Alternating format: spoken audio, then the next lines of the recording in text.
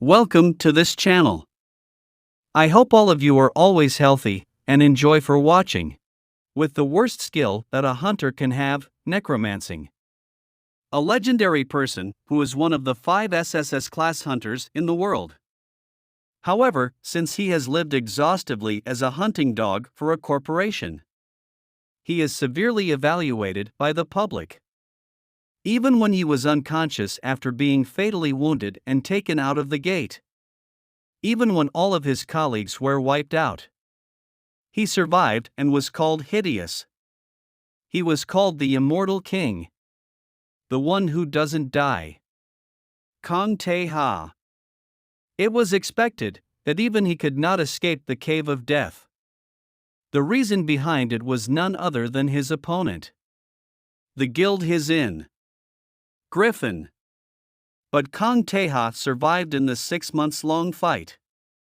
And today, he chose the path of fighting with Griffin's headquarters.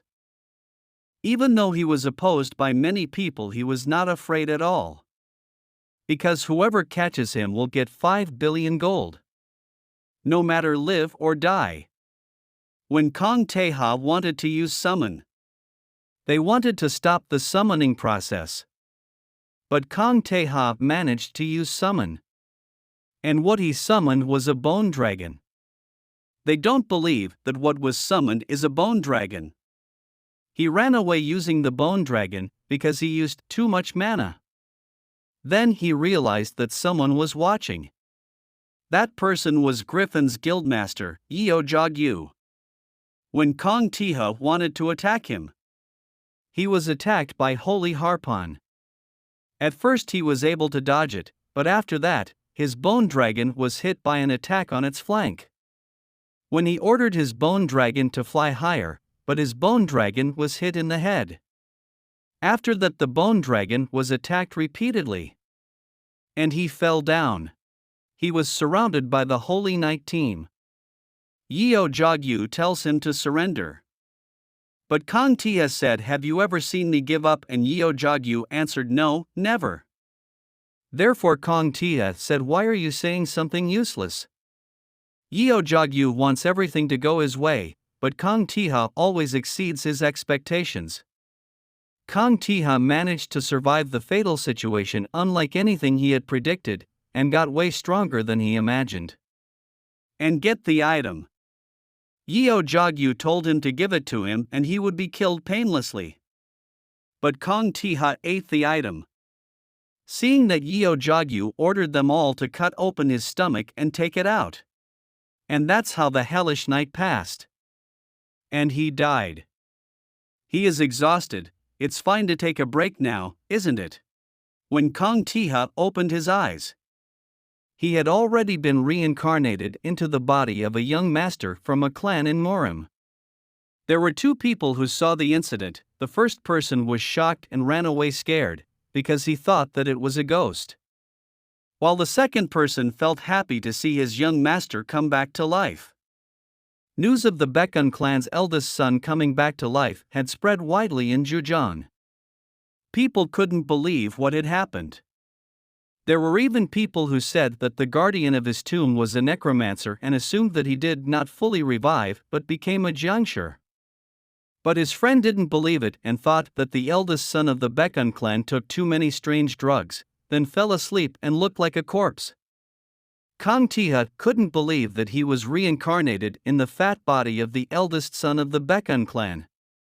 He seems irritated because in his previous life, he struggled to build up his muscles, but now he looks like a pig. Gongja, the talented son of the Baek Un Clan from Jujeon.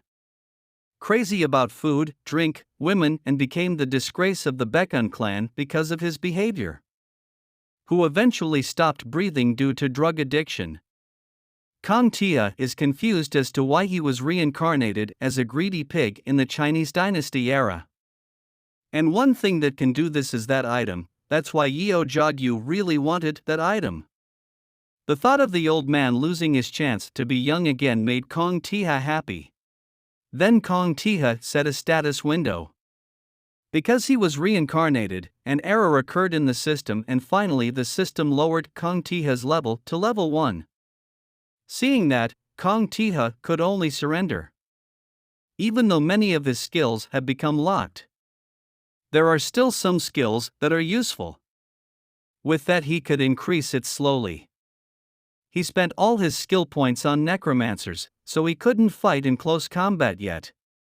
Because it's impossible to return, he will need to die to find out the effect of this nameless stone.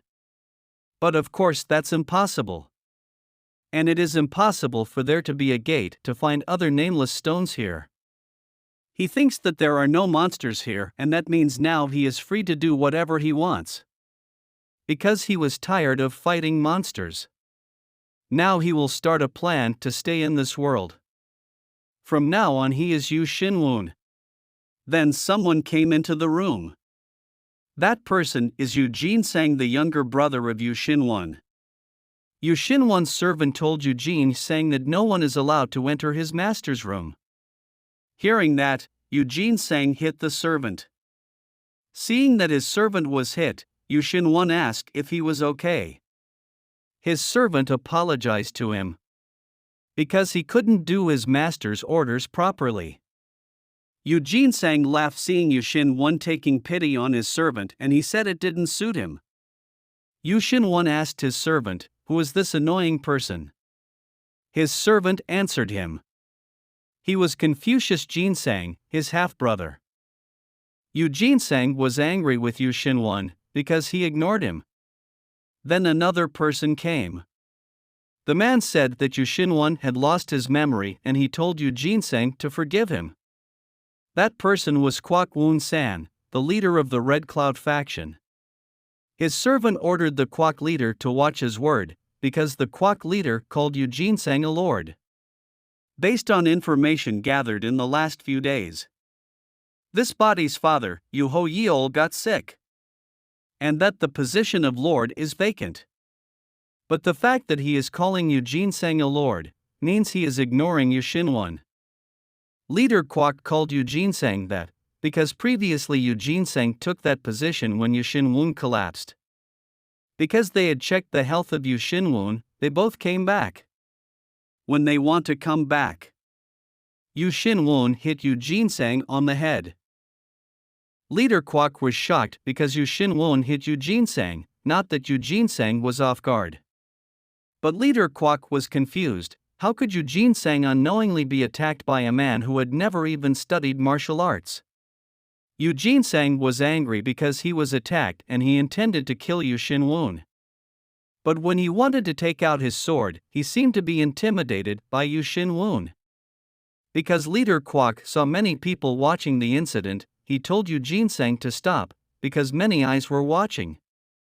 Even though the two of them communicate non-verbally, Yu Shin Un can hear it. Then they both left. After that, Yu Shin Un's head hurt. Yu Shin Un saw the memory of this body. The memory shows Yu Sang killing Yu Shin Un with poison. And also Yu Sang killed his stepfather with the same poison. He tried to focus on finding another memory from this body. The first memory he sees is making Yu Shin Un fight with him, even though Yu Shin Un doesn't know martial arts, and aims to embarrass Yu Shin Un. In his second memory, he saw Yu Sang sleeping with a woman that Yu Shin Un had proposed to. He felt sorry for the body's previous owner. Then he realized he had made a big mistake. Because Yu Sang was what killed this body and made it back to level 1.